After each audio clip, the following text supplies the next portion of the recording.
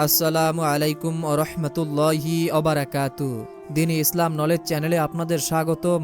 আজ আমি আপনাদের সঙ্গে আলোচনা করব, আজ পবিত্র সোমবার দিনে অথবা রাতে যদি আপনারা এই দোয়াটি অথবা এই আমলটি মাত্র জীবনে একবার করতে পারেন, অথবা এই দোয়ার আমলটি যদি আপনি জীবনে একবার করতে পারেন, আপনার জীবন যৌবনের ৮০, ৯০, ১০০ বছরের গুনাহ আল্লাহ মাফ করে দিবেন। আল্লাহ তাআলা আপনার থেকে ১০০ বছর দূরে জাহান্নামকে সরিয়ে রাখবেন। সুবহানাল্লাহ, সুবহানাল্লাহ। এবং কিয়ামতের দিন বিশ্বনবী হযরত মুহাম্মদ সাল্লাল্লাহু আলাইহি ওয়াসাল্লামের সঙ্গে জান্নাতে যেতে পারবেন। রাসূল সাল্লাল্লাহু আলাইহি ওয়াসাল্লাম বলেছেন, যে ব্যক্তি এই দোয়াটি পড়বে আমি তাকে হাত ধরে জান্নাতে নিয়ে যাব। সুবহানাল্লাহ, সুবহানাল্লাহ। প্রিয় দিনী ভাই এবং বোনেরা, সপ্তাহের শ্রেষ্ঠ দিনগুলোর মধ্যে সোমবার দিন অত্যন্ত গুরুত্বপূর্ণ একটি দিন। এই দিনে আমাদের প্রিয় নবী হযরত মুহাম্মদ সাল্লাল্লাহু আলাইহি ওয়াসাল্লাম রোজা রেখেই কাটাতেন। তাই এই দিনের গুরুত্ব ফজিলাত অনেক বেশি। এই দিনে বান্দার পুরো সপ্তাহের আমল আল্লাহ তাআলার সামনে উপস্থাপন করা হয় এবং আল্লাহ তাআলা তার পাপী বান্দাদেরকে ক্ষমা করে থাকেন। এবং আল্লাহ তাআলা বলেন, হে আমার বান্দারা, তোমাদের মাঝে এমন একটি দিন উপনীত হয়েছে যে দিনটিকে তোমরা মূল্যায়ন করো না। কে আসো এই দিনে আমল করবে এবং আমার কাছে কোনো কিছু চাইবে, আমি তাকে তা দিয়ে দিব। এমন কি কেউ আসো যে গুনাহের সাগর নিয়ে আমার সামনে আসবে, আমি তার সমস্ত গুনাহকে ক্ষমা করে দিব এবং তাকে তার গুনাহগুলো সওয়াব দ্বারা পরিবর্তন করে দিব। এমন কেউ কি আসো যে ঋণগ্রস্ত, খুবই অভাবের ভিতরে আসো, আমার কাছে তোমার সমস্যার কথা বলো, আমি তোমার সকল সমস্যার সমাধান করে দিব। এমন কেউ কি আসো যার পরিবার ও সংসারের ভিতরে অভাব অনটন রয়েছে, আমি তোমার পরিবার ও সংসার থেকে অভাব অনটন দূর করে দিব। দিনী ভাই এবং বোনেরা, আল্লাহ তাআলা এভাবেই আমাদেরকে ডাকতে থাকেন, কিন্তু আমরা এমনই হতভাগা জাতি, আল্লাহর ডাকে সাড়া দেই না। আমরা শেষ নবীর উম্মত, আমাদের হায়াত খুবই কম। আমরা এই অল্প হায়াতের ভিতরে এই যে অল্প সময় পেয়েছি, এই অল্প সময়কে আমরা অপচয় করতেছি। দেখুন দিনী ভাই এবং বোনেরা, মুসা কিংবা ঈসা নবীর উম্মতেরা হায়াত পেয়েছে অনেক বেশি, তারা কিন্তু আমল করতে পেরেছে অনেক বেশি, কিন্তু আমাদের বয়সের সীমাটা খুবই কম, ৫০ কিংবা ৬০ অথবা হাইয়েস্ট গেলে ১০০-১০০-র বেশি, কিন্তু এর বেশি আর কেউই বাঁচবে না। কিন্তু দেখেন হযরত মুসা আলাইহিস সালাম কিংবা হযরত ঈসা আলাইহিস সালামের উম্মতেরা বয়স পেয়েছে অনেক বেশি, তারা হায়াতও বেশি পেয়েছে এবং আমলও অনেক বেশি করেছে। কিন্তু আল্লাহ তাআলা যে আমাদের হায়াত কমিয়ে দিয়েছে, এই কম হায়াতের ভিতরে কিন্তু আল্লাহ তাআলা অনেক বরকত দিয়েছেন। যেমন ধরুন হযরত মুসা আলাইহিস সালামের জমানায় কেউ যদি একবার আল্লাহু আকবার বলতো, তাকে যদি 10টা নেকি দেওয়া হতো, তাহলে আমরা যদি একবার আল্লাহু আকবার বলি তাহলে আমাদেরকে ১০০টি নেকি দেওয়া হবে। তাহলে তারা সময় বেশি পেয়েছে, আমলও করেছে, সওয়াবও অনেক বেশি পেয়েছে, কিন্তু তাদের তুলনায় আমাদের সওয়াবটা অনেক বেশি। আল্লাহ তাআলা আমাদের এই সওয়াবের ভিতরে অনেক বরকত দিয়েছেন। তাই আপনি যদি চান যে সপ্তাহে একদিন আমি আমল করব এবং সপ্তাহের সমস্ত গুনাহ আমি মাফ করাবো, আল্লাহর কাছে ক্ষমা চাবো এবং এই ক্ষমা চাওয়ার মাধ্যমে আমি আমার জীবনে সুখ শান্তি নিয়ে আসব, পরিবার থেকে অভাব দূর হবে এবং যাবতীয় যত বিপদ আপদ বালা মুসিবত রয়েছে সমস্ত কিছু আল্লাহ ক্ষমা করে দিবেন। তাই আমলটি করবেন এই উদ্দেশ্যে ভিডিওটি না টেনে একদম শেষ পর্যন্তই দেখতে থাকুন। অনুরোধ করছি, আমরাই প্রথমবার নারীদের ছবি ছাড়া কিংবা হারাম কোনো ছবি ছাড়া ইউটিউব এবং ফেসবুকে ভিডিও দিয়ে থাকছি। এরকম ভিডিওগুলি যদি আপনি আপনার ফোনে পেতে চান, এজন্য অবশ্যই দিনী ইসলাম নলেজ চ্যানেলটিকে সাবস্ক্রাইব করে রাখুন। তো চলুন শুরু করি। তো সর্বপ্রথম আমি আপনাদেরকে সোমবার দিনের রোজার ফজিলাত বলবো, এরপরে দোয়া এবং আমলগুলো খুব সহজেই বলে দিব। আমাদের প্রিয় নবী হযরত মুহাম্মদ সাল্লাল্লাহু আলাইহি ওয়াসাল্লাম সপ্তাহে 2 দিন রোজা রাখতেন, সোমবার এবং বৃহস্পতিবার। এই বিষয়ে নবীজি সাল্লাল্লাহু আলাইহি ওয়াসাল্লামকে জিজ্ঞাসা করা হলো, হে আল্লাহর রাসূল, আপনি কেন সোমবার এবং বৃহস্পতিবার রোজা রাখেন? নবীজি সাল্লাল্লাহু আলাইহি ওয়াসাল্লাম বললেন, আমি সোমবার ও বৃহস্পতিবার রোজা রাখি এই জন্য, সোমবার ও বৃহস্পতিবার বান্দার নেক ও বদ আমল আল্লাহ তাআলার সামনে উপস্থাপন করা হয়। তাই আমি চাই যখন আল্লাহর সামনে বান্দার আমল পেশ করা হোক, তখন যেন আমি রোজা অবস্থায় থাকি। সুবহানাল্লাহ। তো সোমবার দিন এই রোজা রাখার ফলে বা এই রোজা রাখার কারণে আপনাদেরকে আল্লাহ তাআলা কি দিবেন, এর পুরস্কারই বা কি? হাদিসে কুদসিতে আল্লাহ রাব্বুল আলামিন বলেন, রোজা আমার জন্য এবং এর প্রতিদান আমি দিব। যেহেতু রোজা আল্লাহর জন্য রাখতেছেন, এর প্রতিদান আল্লাহ নিজেই দিবেন এবং আপনার যেটা চাহিদা সেটাই দিবেন। আল্লাহর কাছে যদি আপনি রোজা অবস্থায় থেকে এই আমলটি করে বলতে পারেন, তাহলে অবশ্যই আল্লাহ আপনার মনের যে কোনো কামনা বাসনা পূরণ করে দিবেন। সোমবার দিনে রোজা রাখার অন্যতম একটি ফজিলাত হলো আল্লাহ তাআলা বান্দার থেকে জাহান্নামকে 100 বছর রাস্তা দূরে সরিয়ে রাখবেন। রাসূল সাল্লাল্লাহু আলাইহি ওয়াসাল্লাম ইরশাদ করেছেন, যে আল্লাহর সন্তুষ্টির জন্য একটি রোজা রাখবে, আল্লাহ তাআলা জাহান্নাম থেকে তাকে 100 বছর রাস্তার দূরে সরিয়ে রাখবেন। সুবহানাল্লাহ, সুবহানাল্লাহ। রোজা রাখার অন্যতম একটি ফজিলাত হলো রাসূল সাল্লাল্লাহু আলাইহি ওয়াসাল্লাম বলেছেন, রোজা এবং কোরআন কিয়ামতের দিন বান্দার জন্য সুপারিশ করবেন। রোজা আল্লাহ তাআলার কাছে বলবে, হে আল্লাহ, হে রব, আমি তাকে অনাহার এবং স্ত্রীর সহবাস থেকে বিরতি রেখেছি, সুতরাং তার ব্যাপারে আমার সুপারিশ কবুল করো। এবং কোরআন বলবে, হে আল্লাহ, আমি তাকে রাতে ঘুম থেকে জাগিয়ে রেখেছি, এজন্য তার ব্যাপারে আমার সুপারিশ কবুল করো। রাসূল সাল্লাল্লাহু আলাইহি ওয়াসাল্লাম বলেছেন, তখন উভয়ের সুপারিশ কবুল করা হবে। সুবহানাল্লাহ, সুবহানাল্লাহ। অর্থাৎ দিনী ভাই এবং বোনেরা, কোরআন এবং এই রোজা কিয়ামতের দিন আপনাকে সুপারিশ করবেন এবং সেই সুপারিশ আল্লাহ তাআলা কবুলও করে নেবেন। তাহলে একটিবার ভেবে দেখুন, আপনারা যারা রোজা রাখার ক্ষমতা রাখেন তারা অবশ্যই রোজাটা রাখবেন এবং যারা কোরআন পড়তে পারেন অবশ্যই এই দিনে বেশি বেশি কোরআন তেলাওয়াত করবেন। আর যারা কোরআন তেলাওয়াত করতে পারেন না তারা অবশ্যই আজকে আমি আপনাদেরকে পবিত্র কোরআনের এমন একটি সূরা শোনাবো, যে সূরাটি শোনার দ্বারা আপনাদের মনের আশা তো পূরণ হবেই, কিয়ামতের দিন আপনাদেরকে কোরআন সুপারিশ করবেন। এবং এখন আপনারা সূরাটি শুনলে প্রতিটা হরফে 10টি করে নেকি পাবেন এবং আপনার আমলনামা থেকে 10টি গুনাহকে আল্লাহ কেটে দিবেন। ফেরেশতা আপনাদেরকে নিয়ে আল্লাহর সামনে প্রশংসা করবে এবং আপনার পক্ষ থেকে আল্লাহর কাছে সাহায্য চাইবে। আপনার যেটা প্রয়োজন ফেরেশতারা তা জানে এবং ফেরেশতারা আপনাদের পক্ষ থেকে আল্লাহর কাছে তা দাবি করবেন এবং আল্লাহ তাআলা আপনাদের সেই প্রয়োজনগুলো পূরণ করে দিবেন। নবীজি সাল্লাল্লাহু আলাইহি ওয়াসাল্লাম বলেছেন, যেই ঘরে প্রতিদিন কোরআন তিলাওয়াত করা হয় অথবা শোনা হয়, ওই ঘরে কোনো বিপদ আপদ কিংবা কোনো বালা মুসিবত থাকতে পারে না। ওই ঘরে যদি কোনো কঠিন রোগও থাকে, আল্লাহর কোরআনের বরকতে নবীজি সাল্লাল্লাহু আলাইহি ওয়াসাল্লামের উপর নাজিলকৃত পবিত্র কোরআনের উসিলায় সেই বিপদ আপদ বালা মুসিবত রোগ ব্যাধি ভালো হয়ে যায়। প্রিয় বন্ধুরা, আমি যদি আপনাদেরকে এই সূরাটির ফজিলাত সম্পর্কে বলতে চাই তাহলে ভিডিওটি আরো অনেক লম্বা হয়ে যাবে। তো আগে আমরা সূরাটি শুনবো, কেননা সূরাটি শোনার কারণে আপনার হৃদয় অন্তর একেবারে নরম হয়ে যাবে। আপনি আমল করতে তখন উৎসাহিত পাবেন এবং আল্লাহর রহমত আপনার উপর নাজিল হবে। সূরাটি শোনার পর যদি আমরা আমলটি করি তখন আপনি আমলটি করে মনে শান্তি পাবেন। তো আগে আমরা সূরাটি শুনবো, কেননা এই সূরাটি শোনার দ্বারা আমাদের এই চ্যানেলের অনেক দর্শকরাই উপকার পেয়েছে এবং তারা আমাদেরকে জানিয়েছে।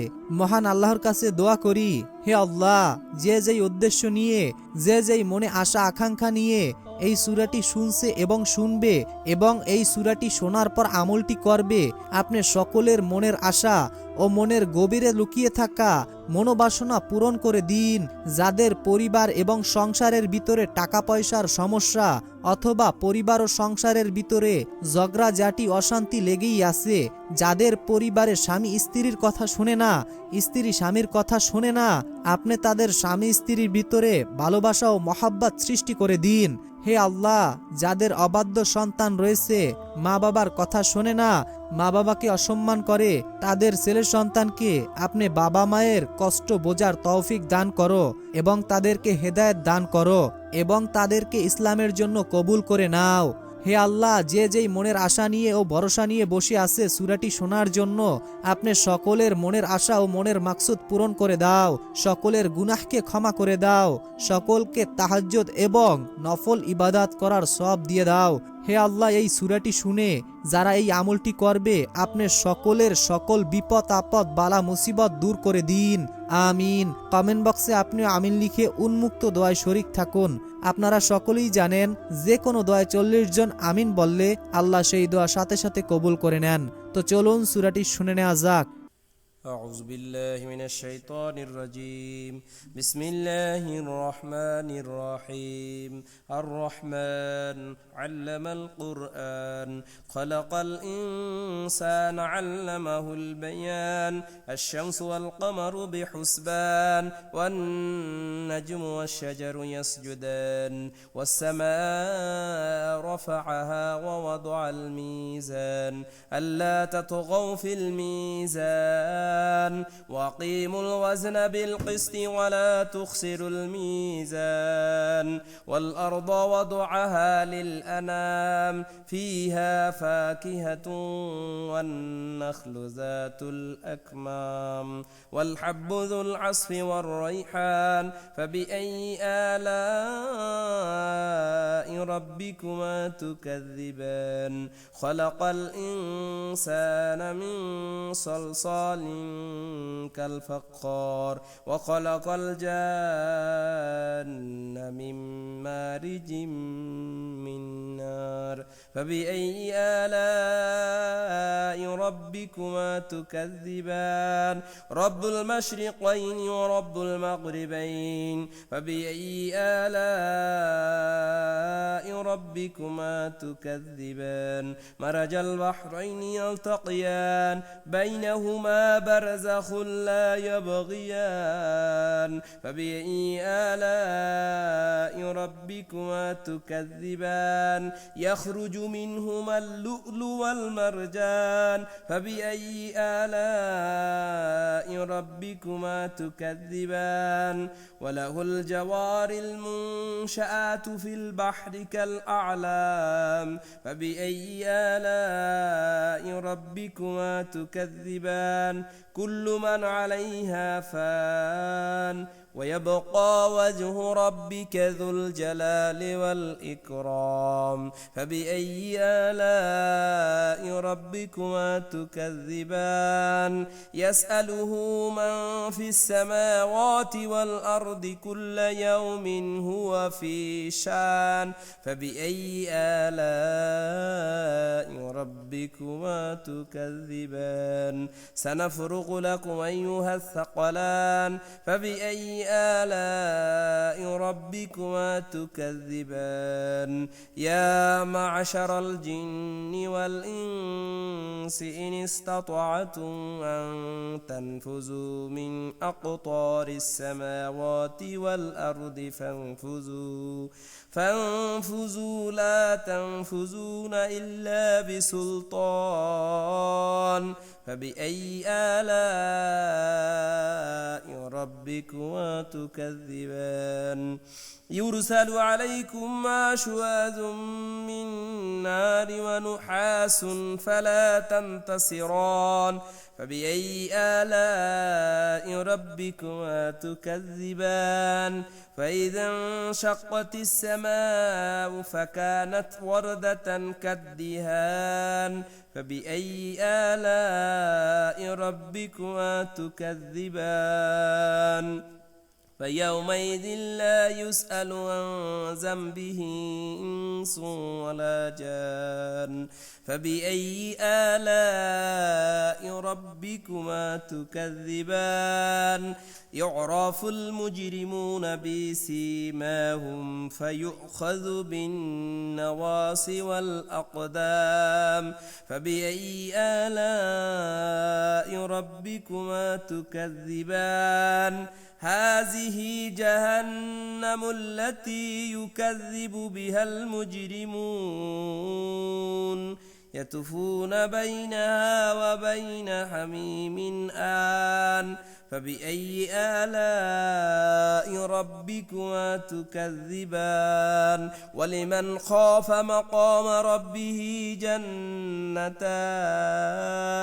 فبأي آلاء ربكما تكذبان ذواتا أفنان فبأي آلاء ربكما تكذبان فيهما عينان تجريان فبأي آلاء ربكما تكذبان فيهما من كل فاكهة زوجان فبأي آلاء ربكما تكذبان متكئين على فروش بطائنها من استبرق وجنى الجنتين دان فبأي آلاء ربكما تكذبان فيهن قاصرة الطرف لم يطمثهن إنس قبلهم ولا جان فبأي آلاء ربكما تكذبان كأنهن الياقوت والمرجان فبأي آلاء ربكما تكذبان هل جزاء الإحسان إلا الإحسان فبأي آلاء ربكما تكذبان ومن دونهما جنتان فبأي آلاء ربكما تكذبان مدهامتان فبأي آلاء ربكما تكذبان فيهما عينان نضاختان فبأي آلاء ربكما تكذبان فيهما فاكهة والنخل والرمان فبأي آلاء ربكما تكذبان فيهن خيرات حسان فبأي آلاء ربكما تكذبان حور مقصورات في الخيام فبأي آلاء ربكما تكذبان لم يطمثهن إنس قبلهم ولا جان فبأي آلاء ربكما تكذبان متكئين على رفرف خضر وأبقار حسان فبأي آلاء ربكما تكذبان تبارك اسم ربك ذي الجلال والإكرام يسبح لله ما في السماوات وما في الأرض الملك القدوس العزيز الحكيم هو الذي بعث في الأميين رسولا منهم يتلو عليهم آياته ويزكيهم ويعلمهم الكتاب والحكمة وإن كانوا من قبل لفي ضلال مبين وآخرين منهم لما يلحقوا بهم وهو العزيز الحكيم ذلك فضل الله يؤتيه من يشاء والله ذو الفضل العظيم مثل الذين حملوا التوراة ثم لم يحملوها كمثل الحمار يحمل أسفارا بئس مثل القوم الذين كذبوا بآيات الله والله لا يهدي القوم الظالمين قل يا أيها الذين هادوا إن زعمتم أنكم أولياء لله من دون الناس فتمنوا الموت إن كنتم صادقين ولن يتمنونه أبدا بما قدمت أيديهم والله عليم بالظالمين قل إن الموت الذي تفرون منه فإنه ملاقيكم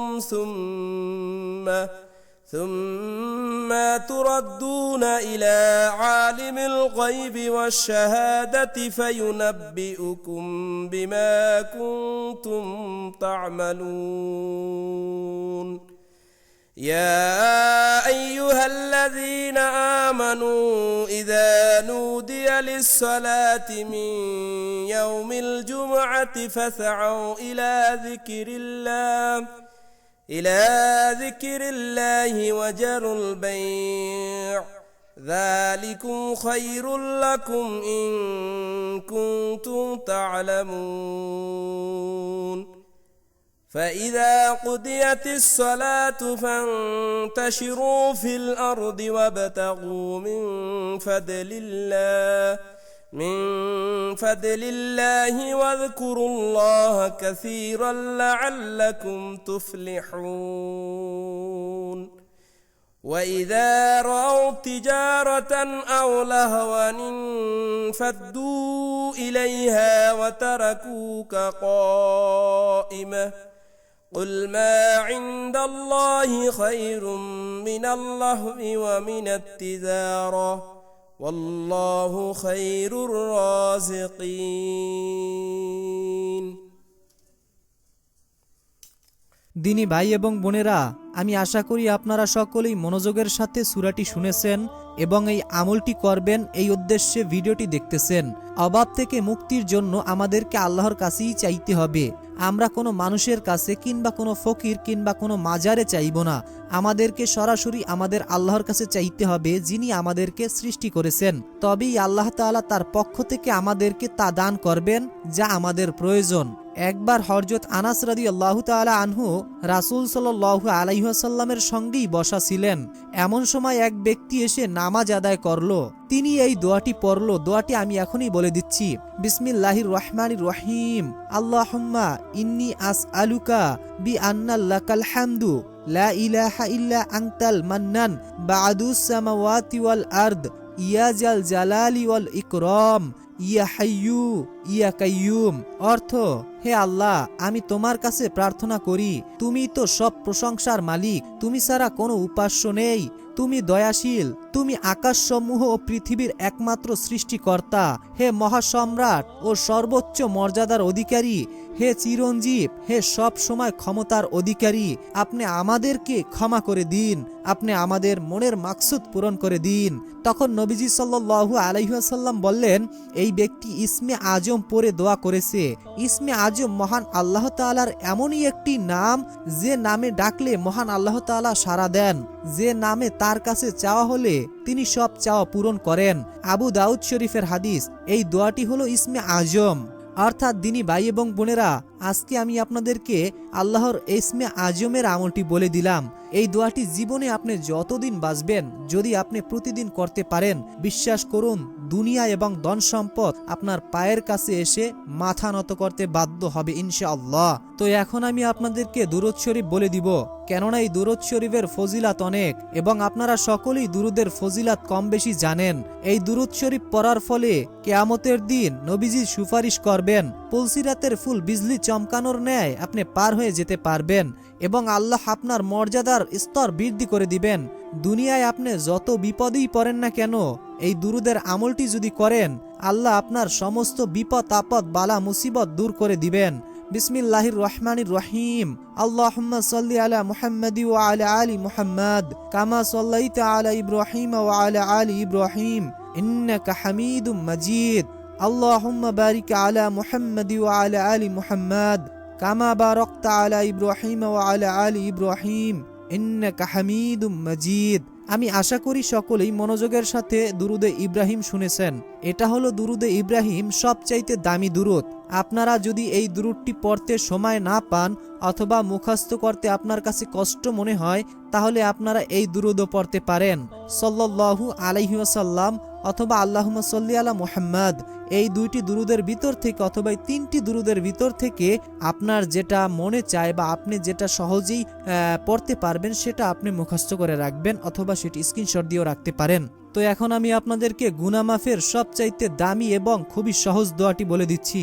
বিসমিল্লাহির রহমানির রহিম। আনতা ওয়ালিউনা ফাগফির লানা ওয়ারহামনা ওয়া আনতা খায়রুল গাফিরিন।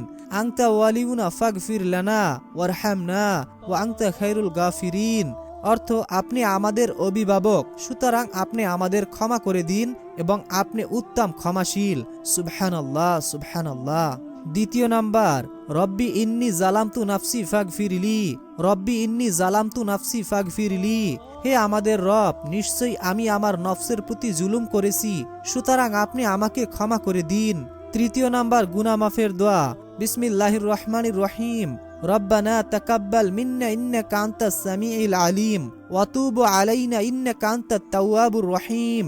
রব্বানা তাকাব্বাল মিন্না ইন্নাকা আনতাস সামিউল আলিম ওয়া তুব আলাইনা ইন্নাকা আনতাত তাওয়াবুর রহিম।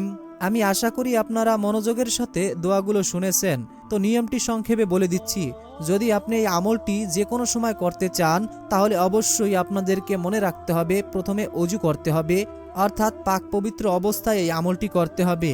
এবং সর্বপ্রথম আমি আপনাদেরকে যেই দুরূদ শরীফটি বলে দিলাম, সেই দুরূদ শরীফটি মাত্র 3 বার পড়ে নেবেন। প্রথমে 3 বার পড়া হয়ে গেলে এরপরে আমি যেই দোয়াগুলো আপনাদেরকে বলে দিলাম, গুনাহ মাফের দোয়া, মনের আশা পূরণের দোয়া, জান্নাতে যাওয়ার দোয়া, এই দোয়াগুলো 3 বার করে আপনারা সকল দোয়া পড়ে নেবেন।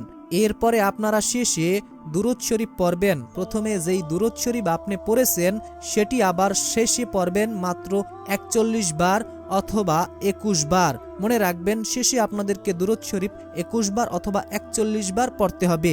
এভাবে আমলটি করার ফলে আপনাদের মনের আশা ও সকল বিপদ আপদ দূর হবে, গুনাহ মাফ হবে, মনের আশা পূরণ হবে, যাবতীয় পেরেশানি আল্লাহ দূর করে দিবেন।